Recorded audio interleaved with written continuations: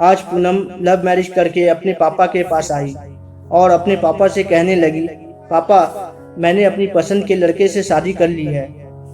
उसके पापा बहुत गुस्से में थे, पर वह बहुत सुलझे हुए शख्स थे। उन्होंने अपने बेटी से बस इतना ही कहा, मेरे घर से निकल जाओ।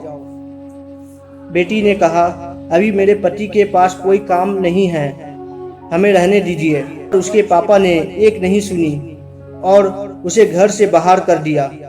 कुछ साल बीत गए। अब पूनम के पापा नहीं रहे और दुर्भाग्यवश जिस लड़के से पूनम ने शादी की थी वह भी उसे धोखा देकर भाग गया। पूनम की एक लड़की और एक बेटा था। पूनम खुद का एक रेस्टोरेंट चला रही थी जिसमें उसका जीवन यापन हो रहा था। पूनम को जब यह खबर हुई कि उसके पापा नहीं रहे तो उसने मन से सोचा, अच्छा हुआ मुझे घर से निकाल दिया था, दर दर की ठोकर खाने के लिए छोड़ दिया था। मेरे पति के छोड़ जाने के बाद भी मुझे घर नहीं बुलाया। मैं तो नहीं जाऊंगी उनकी अंतिम यात्रा में। पर उसकी ताऊजी ने कहा कि पूनम हो आओ, जाने वाला शख्स तो चला गया, अब उनसे दुश्मनी कैसी। पूनम ने हाँ ना किया, फिर सोचा चलो हो आती हूँ, देखूं तो जिन्होंने मुझे ठुकराया वह मरने के बाद कैसे सुकून पाते हैं। पूनम जब अपने पापा के घर आई तो सब उनकी अंतिम यात्रा की तैयारी कर रहे थे, पर पूनम को उनके मरने का कोई दुख नहीं था। बस वह अपने ताऊ जी के कहने पर आई थी। अब पूनम के पापा की अंतिम यात्रा शुरू हुई। सब रो रहे थे, पर पूनम दूर खड़ी हुई थी।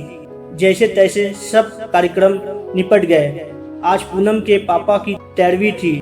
उसके ताऊजी आए और पूनम के हाथ में एक खत देते हुए उन्होंने पूनम से कहा, यह तुम्हारे पापा ने मुझे दिया है।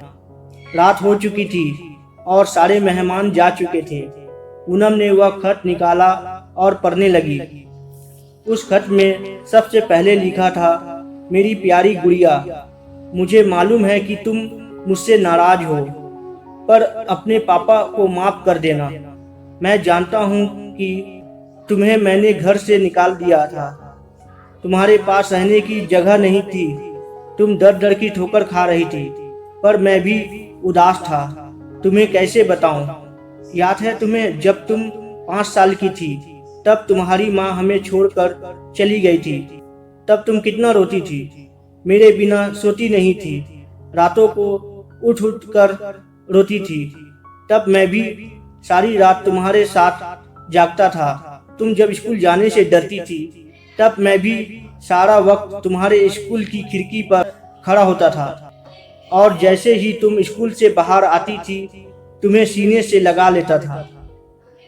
वह कच्चा पक्का खाना याद है जो तुम्हें पसंद नहीं आता था, मैं उसे फेंक कर फिर से तुम्हारे लिए खाना बनाता था ताकि तुम भूखी ना रहो।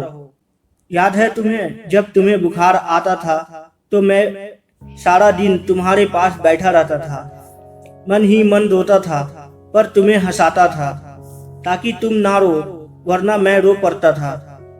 वो तुम्हारी पहली बार हाई स्कूल की परीक्षा, तुम रात भर पढ़ती थी और मैं सारी रात तुम्हें चाय बनाकर देता था। याद है तुम्हें तुम्हारी पहली जीन्स और छोटे कपड़े, वह गाड़ी, सारी कॉलोनी एक तरफ थी कि ये सब नहीं चलेगा, लड़की छोटे कपड़े नहीं पहनेगी, पर मैं तुम्हारे साथ खड़ा था, किसी को तुम्हारे खुशी में बाधा बनने नहीं दिया। तुम्हारा वह रात जो देर से घर आना, डिस्को जाना, लड़कों के साथ घूमना, इन सब बातों को कभी मैंने गौर नहीं किया, क्योंकि जिस उम्र में थी उस उम्र में यह सब थोड़ा बहुत होता है। पर एक दिन तुम ऐसे लड़के से शादी कर घर आई, वह भी उस लड़के से जिसके बारे में तुम्हें कुछ भी नहीं पता। तुम्हारे पापा हूँ, मैंने उस लड़के के बारे में सब पता किया। उसने न जाने वासना और पैसे के लिए कितनी लड़कियों को धोखा दिया, पर तुम तो उस वक्त प्रेम में अंधी थी। तुमने मुझसे नहीं पूछा और सीधी शादी करके आ गई। मेरे कितने अरमान थे कि तुम्हें डोली में बैठाऊं, चांद सितारों की तरह तुम्हें सजाऊं। ऐसी धूमधाम से शादी करूं कि लोग बोल पड़े कि वह देखो शर्मा जी जिन्होंने अपनी बच्ची को इतने नाजों से अकेले पाला है, पर तुमने मेरे सारे ख्वाब तोड़ दिए। खैर, इन सब बातों का अब कोई मतलब नहीं है। मैंने तो तुम्हारे लिए खत इसलिए छोड़ा कि तुमसे कुछ बात कह सकूं। मेरी गुड़िया, अलमारी में तुम्हारी माँ के गहने और तुम्हारी शादी के लिए गहने खरीदे थे, वह सब रखे हैं। 3-4 घर और कुछ जमीनें हैं। मैंने सब तुम्हारे और तुम्हारे बच्चों के नाम कर दिए हैं। कुछ पैसे बैंक में हैं, जो तुम बैंक जाकर उसे निकाल लेना। और आखिर में बस इतना ही कहूँगा, मेरी गुड़िया, काश तुमने मुझे समझा होता। मैं तुम्हारा दुश्मन नहीं था, तुम्हारा पापा था। वह पापा जिसने तुम्हारे माँ के मरने के बाद भी दूसरी शादी नहीं की, लोगों के ताने सुने, गालियाँ सुनी, ना जाने कितने रिश्ते ठुकराए, पर तुम्हें दूसरी माँ से कष्ट ना हो इसलिए खुद की ख्वाहिश मार दी। अंत में बस इतना ही कहूँगा, मेरी गुड़िया, जिस दिन तुम शादी के जोड़े में घर आई थी, ना तुम्हारा बाप पहली बार टूटा था। तुम्हारी माँ के मरने के वक्त भी उतना नहीं रोया जितना उस वक्त, और उस दिन से हर दिन रोया। इसलिए नहीं कि समाज, जात, परिवार, रिश्तेदार क्या कहेंगे, बल्कि इसलिए कि जो मेरी नन्ही सी गुड़िया सुसु करने के लिए मुझे सारी रात उठाती थी, पर शादी का फैसला लेते वक्त मुझे एक बार बताना भी जरूरी नहीं समझा। गुड़िया, अब तो तुम भी माँ हो। औलाद का दर्द, खुशी क्या होती है, वो जब दिल तोड़ते हैं तो कैसा लगता है, तुम अब महसूस कर सकती हो। लेकिन मैं ईश्वर से प्रार्थना करूंगा कि तुम्हें कभी यह दर्द ना देखना पड़े। एक खराब पिता ही समझकर मुझे माफ कर देना। तुम्हारे पापा अच्छे नहीं थे जो तुमने उसे इतना बड़ा दर्द दिया।